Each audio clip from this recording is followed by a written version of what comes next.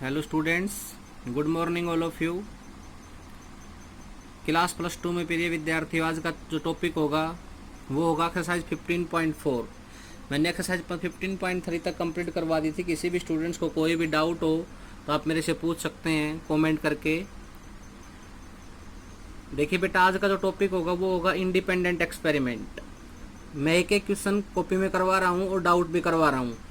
आज देवेश ने डाउट पूछा मेरे से, मैंने डाउट उसके पर्सनल व्हाट्सएप नंबर पे क्वेश्चन को सोल्व करके भेज दिया है। टाइप नंबर, पहले type conditional probability, second type multiplicative law of probability, third मैंने इंडिपेंडेंट इवेंट पढ़ाया था। आज पढ़ा रहा हूँ इंडिपेंडेंट एक्सपेरिमेंट। इंडिपेंडेंट इवेंट और इंडिपेंडेंट एक्सपेरिमेंट में क्या डिफरेंट होगा, पहले तो टॉपिक को क्लियर करेंगे। इंडिपेंडेंट इवेंट क्या होता था बेटा? Probability of A intersection B is equal to probability of A into probability of B होता था। आज उसके ऊपर एक्सपेरिमेंट करना है, मतलब हमें डाउटफुल क्वेश्चन सोल्व करने हैं। मैंने एक्सरसाइज 15.4 की पीडीएफ आपके पास सेंड कर दी है। आज इसमें 17 क्वेश्चन है। आज 8 क्वेश्चन इसमें सोल्व होंगे। 8 क्वेश्चन नेक्स्ट जो वीडियो आएगी उसमें सोल्व हो जाएंगे आपके। क्वेश्चन नंबर 1 की स्टेटमेंट पढ़िए भाई, बुक के अंदर क्या कहती है। A man and his wife appear for an interview to post. एक आदमी और उसकी पत्नी किसी 2 पोस्ट के लिए इंटरव्यू देने जाते हैं। The probability of husband selection is 1/7 and wife selection is 1/5। Husband के सिलेक्शन होने की प्रोबेबिलिटी 1/7 और वाइफ के सिलेक्शन होने की प्रोबेबिलिटी 1/5 है। What is the probability both of them will be selected. पहले पार्ट में दोनों को सिलेक्ट हो जाएंगे। Only one of them is selected, एक का सिलेक्शन होगा। और third part none of them will be selected, किसी का सिलेक्शन नहीं होगा। देखिए बेटा, क्वेश्चन नंबर 1 से अच्छे से क्लियर करवाऊंगा। A man and his wife appear for interview to post. Question number 1, let A B the events of A probability of A B the event of probability of a husband selection. A वो event है जो husband के selection होने की probability को consider करेगा, okay. और B be the event of A probability of A wife selection. B वो इवेंट है जो वाइफ के सिलेक्शन होने की प्रोबेबिलिटी को कंसीडर करेगा। तो प्रोबेबिलिटी ऑफ ए बताओ कितनी है, 1/7। और प्रोबेबिलिटी ऑफ बी बताओ कितनी है, 1/5। मतलब हस्बैंड का सिलेक्शन हो जाएगा तो 1/7 और वाइफ का सिलेक्शन हो जाएगा तो 1/5। अब एक बात बताओ, बाई फॉल्ट हस्बैंड का सिलेक्शन नहीं होगा तो प्रोबेबिलिटी कितनी आ जाएगी, 6/7। किसी इवेंट के ना होने की प्रोबेबिलिटी निकालने के लिए डायरेक्ट क्या करेंगे, डिनोमिनेटर का फेज जो कहते हो रहेगा। नोमिनेटर में क्या लिख दिया जाएगा, नीचे वाले में से ऊपर वाला घटा के लिख दो बस डायरेक्ट। तो प्रोबेबिलिटी ऑफ बी नोट बताओ कितना हो जाएगा, 4/5। Probability of A 1/7, probability of A not 6/7, probability of B 1/5, probability of B not 4/5। अब क्या कहता है पहला पार्ट भाई। अब फर्स्ट पार्ट के ऊपर आ जाओ। फर्स्ट पार्ट क्या कह रहा है, देखिए फर्स्ट पार्ट के अकॉर्डिंग चलेंगे। फर्स्ट पार्ट कह रहा है भाई both of them will be selected. देखो क्या कहता है, both of them will be selected. बहुत अच्छे से समझाऊंगा बेटा ताकि आपको आगे जाके प्रोबेबिलिटी में दिक्कत ना आए। Let E be the events of A probability of a both of them will be selected. A वो इवेंट है जो दोनों के सिलेक्ट होने की प्रोबेबिलिटी को कंसीडर करेगा, ई। तो प्रोबेबिलिटी ऑफ ई मतलब दोनों का सिलेक्शन हो जाएगा भाई, probability of A into probability of B. A बोलो कितनी आई, 1/7। बी बोलो कितनी आई, 1/5। पहले पार्ट का आंसर देखिए कितना होगा। क्वेश्चन नंबर 1 के पहले पार्ट का आंसर बन गया सर 1/35, 1/35। देखो 1/35 इसका आंसर है, क्या सही है भाई। हस्बैंड एंड वाइफ क्या गए, 2 पोस्ट के लिए इंटरव्यू देने के लिए गए हैं। हस्बैंड के सिलेक्शन होने की प्रोबेबिलिटी 1/7, वाइफ के सिलेक्शन होने की प्रोबेबिलिटी 1/5 और दोनों का सिलेक्शन हो जाएगा तो 1/7 गुणा में 1/5। सेकंड पार्ट देखिए क्या कहता है भाई, सेकंड पार्ट कहता है only one of them will be selected. देखो only one of them is selected. तो क्या मान लेंगे भाई इसको कोई अनदर इवेंट मान लेते हैं हम। Let E be the event, E मान लेते हैं क्योंकि अलग ही पार्ट है ये भी। ई be the event of only one of them will be selected, them is selected. ये मान लिया करो आप, मैंने बार बार नहीं बताऊंगा मैं आपको। प्रोबेबिलिटी ऑफ बी, इसमें एक मोस्ट इंपोर्टेंट वर्ड है ओनली वन। किसी एक का सिलेक्शन होगा, तो ये तो नहीं पता ना किसका सिलेक्शन होगा, तो हमें जूम ही तो कर सकते हैं। क्या होगा बोलो, हस्बैंड का सिलेक्शन होगा तो वाइफ का सिलेक्शन नहीं होगा, प्लस अब की बार वाइफ का सिलेक्शन होगा तो हस्बैंड का सिलेक्शन नहीं होगा। भाई यही तो होगा, only one of them will be selected बोल रखा है ना, किसी एक का सिलेक्शन होगा। तो ये तो नहीं पता किसका सिलेक्शन होगा, तो अज्यूम कर लिया हस्बैंड का सिलेक्शन होगा तो वाइफ का नहीं होगा, और वाइफ का होगा तो हस्बैंड का नहीं होगा। हस्बैंड का सिलेक्शन होने की प्रोबेबिलिटी बोल लो 1/7, वाइफ के ना होने की प्रोबेबिलिटी बोल लो 4/5, वाइफ की प्रोबेबिलिटी बोल लो 1/5, वाइफ का सिलेक्शन ना होने की प्रोबेबिलिटी बोल लो 6/7, 4/35, 6/35। बोलो रिजल्ट कितना आया 10/35, 5 दूनी 10, 5 7 35। कितना आंसर कंसिडर होगा भाई इसका 2/7। बोलो आया समझ में नहीं आया।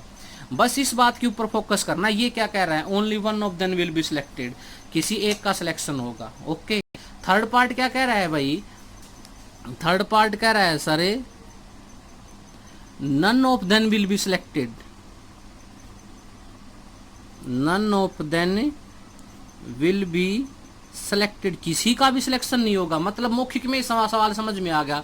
Probability of A not into probability of B not, ना तो ए का सिलेक्शन होगा ना बी का सिलेक्शन होगा। मतलब 6/7 गुणा में 4/5, 6 चौके 24, 7 5 35। कर लेंगे, करवाऊं, देखो करवा देता हूँ।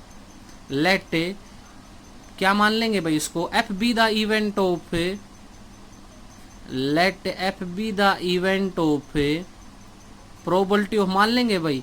प्रोबेबिलिटी ऑफ एफ क्या होगा, ना तो हस्बैंड का सिलेक्शन होगा और ना वाइफ का सिलेक्शन होगा, क्योंकि probability of A not into B not लिख रखा है।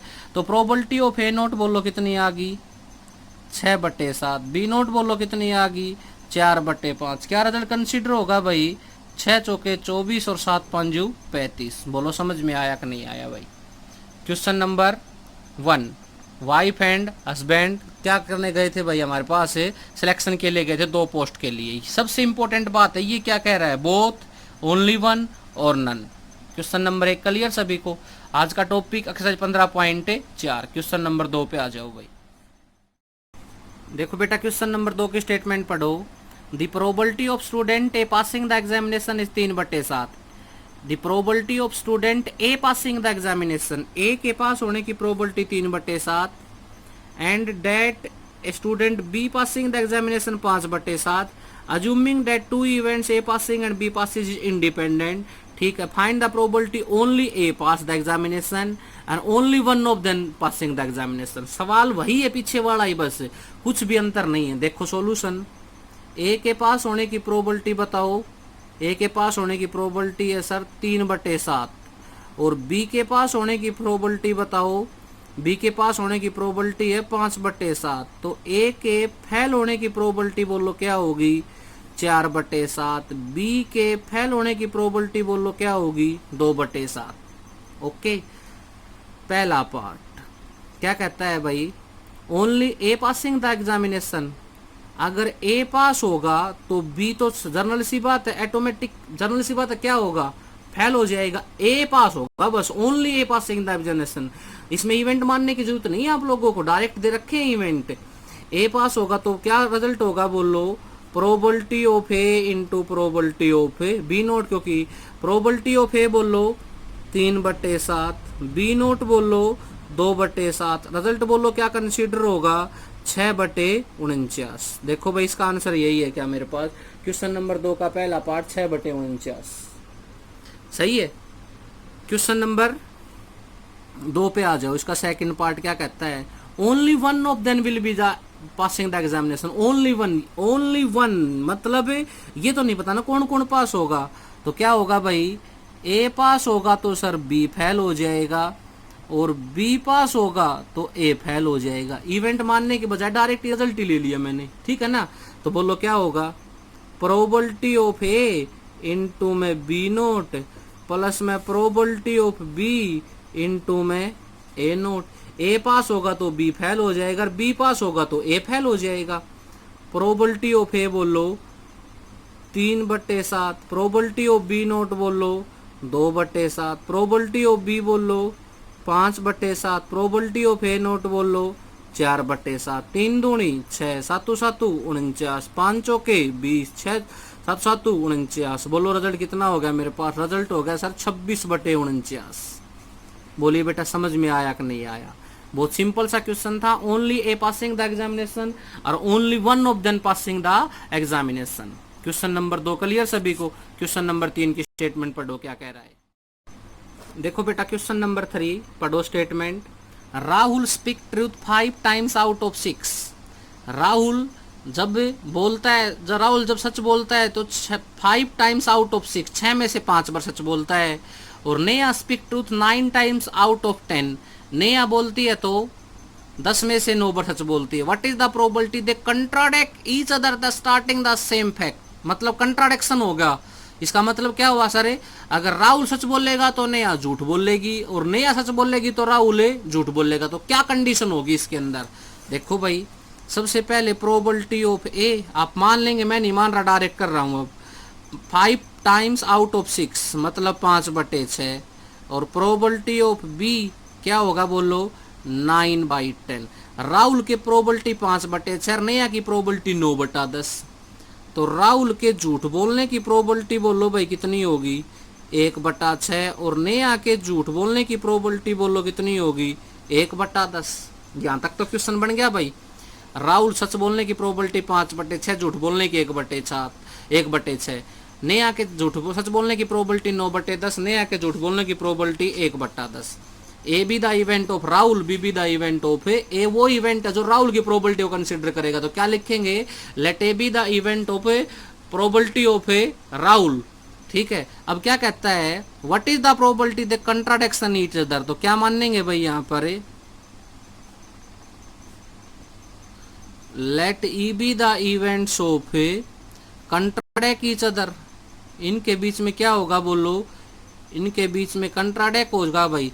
तो प्रोबेबिलिटी ऑफ ई क्या आएगी, अगर राहुल सच बोलेगा तो नेहा झूठ बोलेगी सर, प्लस नेहा सच बोलेगी तो राहुल झूठ बोलेगा, क्योंकि दोनों के बीच में कंट्राडिक्शन हो गया।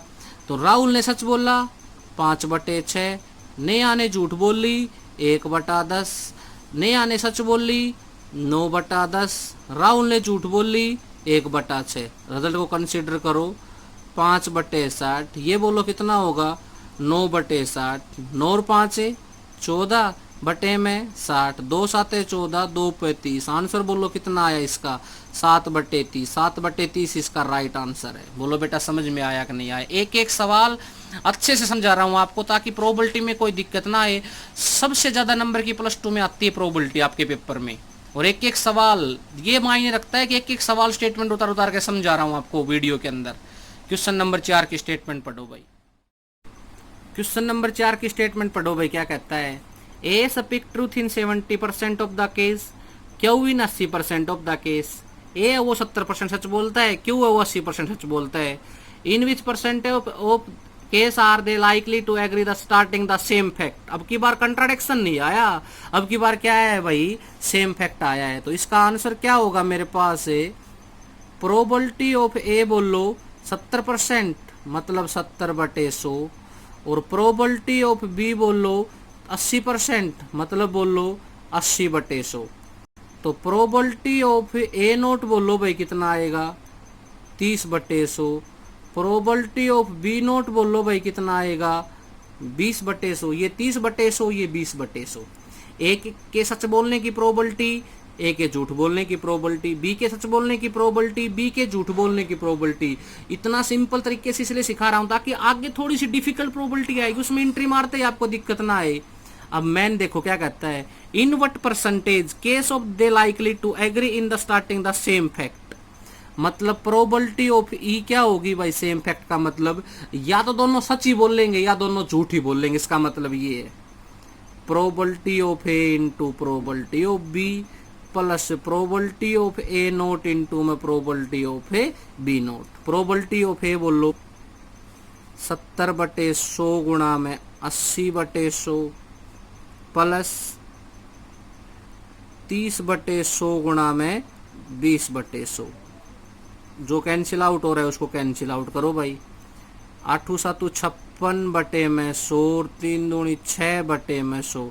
56 और 6 बोलो कितना आया, 56 और 6 आया सर 62/100। तो कितना परसेंट बनेगा भाई इसका केस है, इस प्रकार का केस बनेगा मेरे पास 62%। क्वेश्चन नंबर 4 का आंसर क्या भाई मेरे पास है 62%। बोलो बेटा समझ में आया कि नहीं आया। अब की बार क्या था, स्टार्टिंग द सेम फैक्ट, मतलब दोनों क्या सच बोलेंगे तो सच ही बोलेंगे, झूठ बोलेंगे तो झूठ ही बोलेंगे। क्वेश्चन नंबर 5 की स्टेटमेंट पढ़ो भाई क्या कह रहा है। क्वेश्चन नंबर 5 पढ़ो भाई।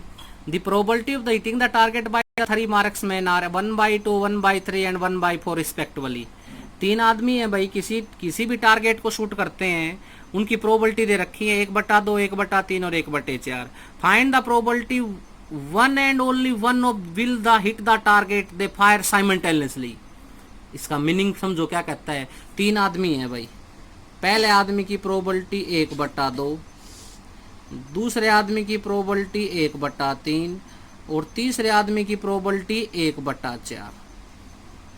पहले आदमी का हिट नहीं होगा तो प्रोबेबिलिटी 1/2, बी का नहीं होगा तो 2/3। समझ में आ गया ना।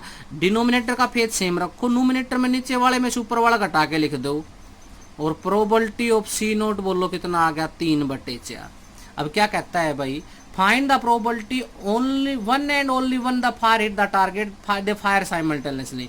जब तीनों टारगेट को हिट करेंगे तो सिर्फ एक का ही लगेगा, एक का ही टारगेट हिट होगा। तो प्रोबेबिलिटी ऑफ ई बोलो क्या होगी मेरे पास भाई, हम एज्यूम करेंगे ए का लग गया तो बी और सी का नहीं होगा। अब की बार बोलो बी का हो गया तो ए और सी का नहीं होगा सर। आगे बोलो सी का हो गया तो ए और बी का नहीं होगा, यही तो एज्यूम करना पड़ेगा मुझे। यहाँ पर ए का टारगेट सही लग गया, यहाँ पर बी का सही लग गया और यहाँ पर सी का सही लग गया।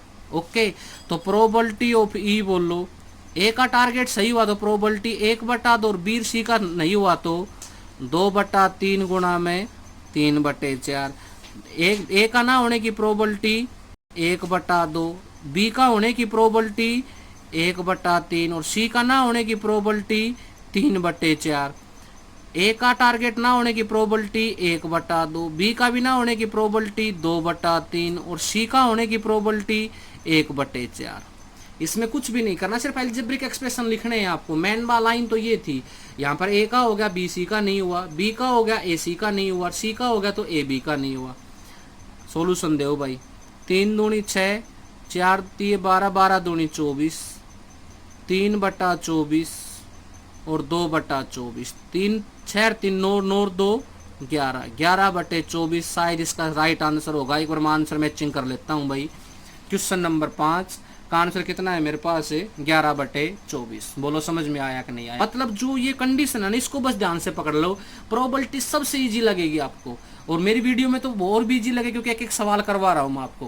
क्वेश्चन नंबर 6 देखिए भाई, पढ़ो बेटा। क्वेश्चन नंबर 6 की statement, in tossing a coin थ्रिक, एक सिक्के को 3 बार उछाला जाता है। टोटल नंबर बोलो 8। सैंपल स्पेस सभी को बनाना आता होगा। Find the chance of the throwing head and tail alternately. Find the chance, chance का मतलब प्रोबेबिलिटी होता है। मुझे प्रोबेबिलिटी बतानी है head and tail alternately in 3 successful trial. Head and tail होने की प्रोबेबिलिटी देखिए बेटा। टोटल नंबर बोलो, टोटल नंबर हो गए सर 2 की पावर 3 बराबर है 8। सैंपल स्पेस बताओ क्या होगा, तीनों हेड तीनों tail, head tail head, tail head tell,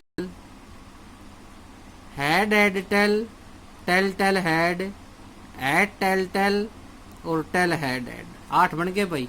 अब अल्टरनेट हेड टेल हेड और टेल हेड टेल, तो क्या करेंगे यहाँ पर let E be the events of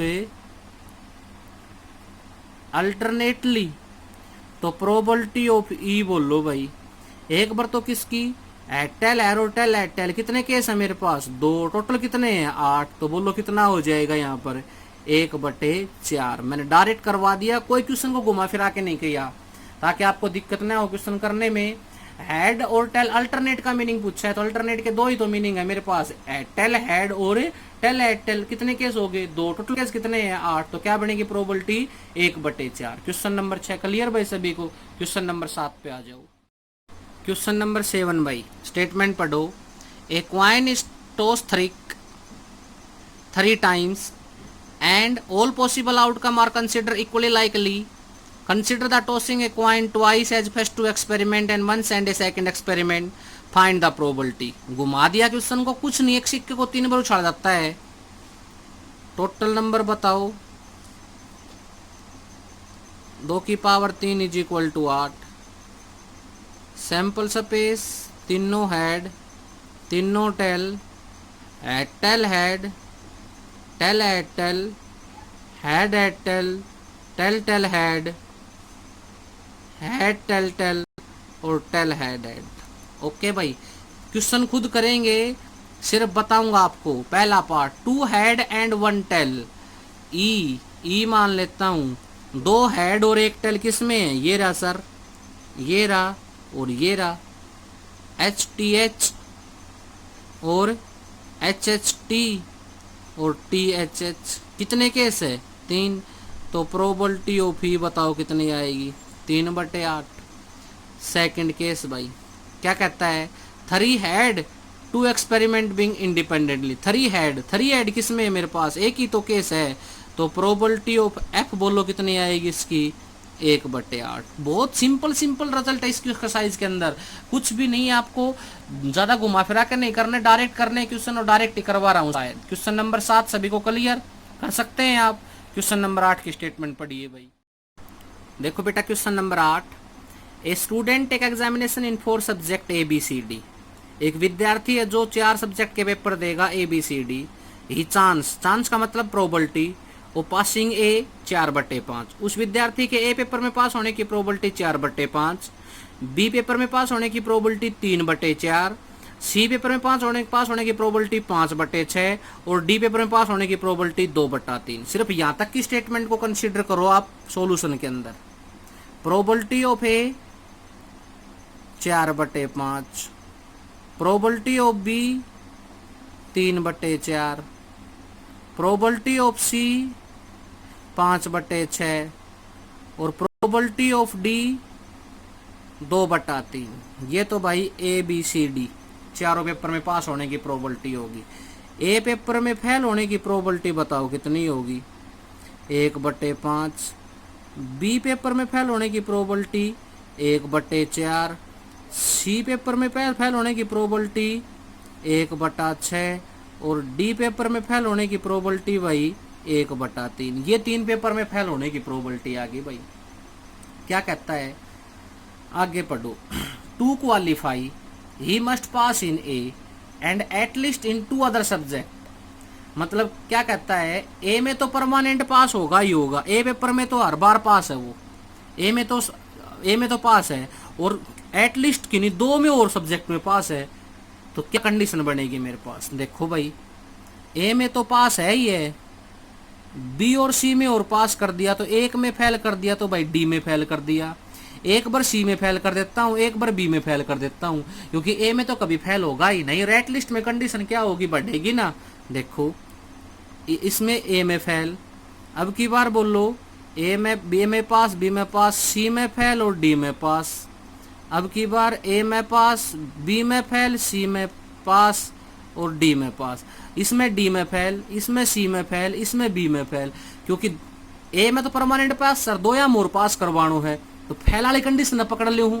अब एक कंडीशन और भी बनेगी इसके अंदर, वो ABCD भाई, बी में फेल हो गयो, सी में फेल हो गयो, डी में फेल हो गयो, अन तीनों में पास हो गयो, ठीक है। और ए में परमानेंट पास है, ऐसे वो अजूम डेट ए में फेल हो गयो, वो अजूम तो कर सका है या बात ने, तो क्या बनेगा एटलीस्ट में कंडीशन बढ़ती है, तो ये रिजल्ट कंसीडर हो गया। अब आपको क्या करना है, प्रोबेबिलिटी ऑफ ए 4/5, बी 3/4, सी 5/6 और डी नोट 1/3 प्लस यहाँ पर ए की, बी की, सी नोट की, डी की, ए की, बी नोट की, सी की, डी की, ए की, बी की, सी की और डी की, सभी की लिख के और क्वेश्चन का सॉल्यूशन दे देना। आपके पास जो आंसर आएगा वो राइट आंसर आएगा। खुद करेंगे बेटा आगे इस क्वेश्चन को। मैंने इस क्वेश्चन की ट्रिक बता दी है आपकी। एक ये क्या है कि ए में तो सारा हम पास है, देखो ए में तो सारा हम पास है और एटलीस्ट 2 में और पास होना चाहिए। तो एटलीस्ट को मतलब 2 में पास, 3 में पास और 4 में पास, क्योंकि एटलीस्ट में कंडीशन बढ़ती है ना कि घटती है। तो 2 में तो पर पास है, ये 3 में पास हो गया तो चौथा में पास दिखाना पड़ेगा अपन। ओके, क्वेश्चन नंबर 9 की स्टेटमेंट पढ़ेंगे आज के लेक्चर का सबसे last and final question, question number 9। Question number 9 आज की वीडियो का लास्ट एंड फाइनल क्वेश्चन होगा भाई हमारे पास। A bag contain 4 white 2 black ball. Diagram बना लो साथ साथ। एक bag 4 white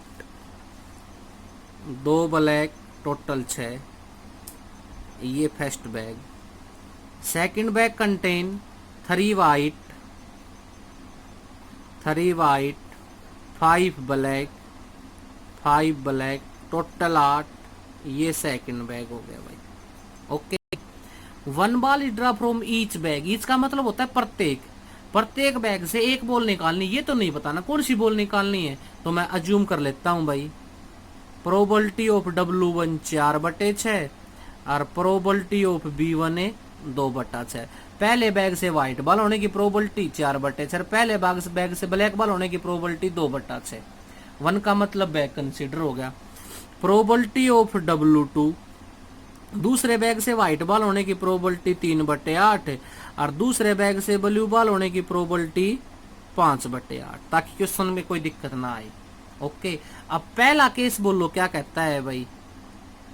both are white, दोनों क्या होंगी व्हाइट, मतलब W1 इंटू W2, तो क्या हो जाएगी प्रोबेबिलिटी ऑफ W1 इंटू में W2। W1 की प्रोबेबिलिटी बोलो 4/6, W2 की बोलो 3/8, 3 दूनी 6, 4 दूनी 8, कितना आंसर आ गया बोलो 1/4।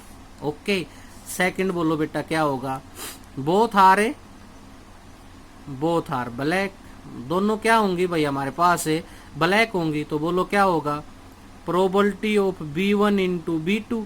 पहले बैग में ब्लैक बॉल होने की प्रोबेबिलिटी 2/6 और दूसरे बैग में ब्लैक बॉल होने की प्रोबेबिलिटी 5/8, कितना हो जाएगा बोलो मेरे पास है 2 तिया 6, कितना हो गया 5/24। 2 बातें भी क्लियर भाई।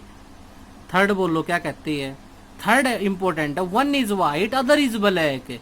क्या कहता है लिखो यहाँ पर, इसके ऊपर थोड़ा सा ध्यान देना भाई। 1 is white and other is black, तो क्या होगी एक व्हाइट होगी एक ब्लैक होगी, तो ये तो नहीं पता ना कौन सी व्हाइट होगी, तो अज्यूम करना पड़ेगा पहली व्हाइट होगी तो दूसरी ब्लैक होगी गुरुजी, और पहली ब्लैक होगी तो दूसरी व्हाइट होगा सर, यही तो रिजल्ट कंसीडर होगा। क्योंकि 1 इज व्हाइट बोल रखा है, नाम 1 मतलब न्यूमेरिकल वैल्यू दे रखी है, फिक्स वैल्यू नहीं दे रखी है हमारे से। 1 इज व्हाइट, एक व्हाइट होगी तो पहले से व्हाइट होगी तो दूसरे से ब्लैक अज्यूम कर लेते हैं, पहले से ब्लैक होगी दूसरे से व्हाइट अज्यूम कर लेते हैं। क्या रिजल्ट बनेगा प्रोबेबिलिटी ऑफ W1 इंटू में B2 plus probability of B1 into में W2। प्रोबेबिलिटी ऑफ W1 बोलो 4/6, B2 बोलो 5/8, B1 बोलो 2/6, W2 बोलो 3/8। कैंसिल मत करो, डबल केस के अंदर एलसीएम सेम रह जाएगा। फिर 5 चौके 20, 8 6 48, 3 दूनी 6, 8 6 48, 26/48, 2 पे 13, 2 पे 24। आंसर बोलो कितना कंसीडर हो गया 13/24। मतलब मेंटली क्वेश्चन करना है, दिमाग का खेल है सारा का सारा, क्रैमिंग नहीं करना। बोलो आया समझ में नहीं आया। आज का होमवर्क क्लियर बेटा सभी को। कितने क्वेश्चन, क्वेश्चन नंबर 9 तक कौन सी एक्सरसाइज में, एक्सरसाइज 15.4 इंडिपेंडेंट एक्सपेरिमेंट।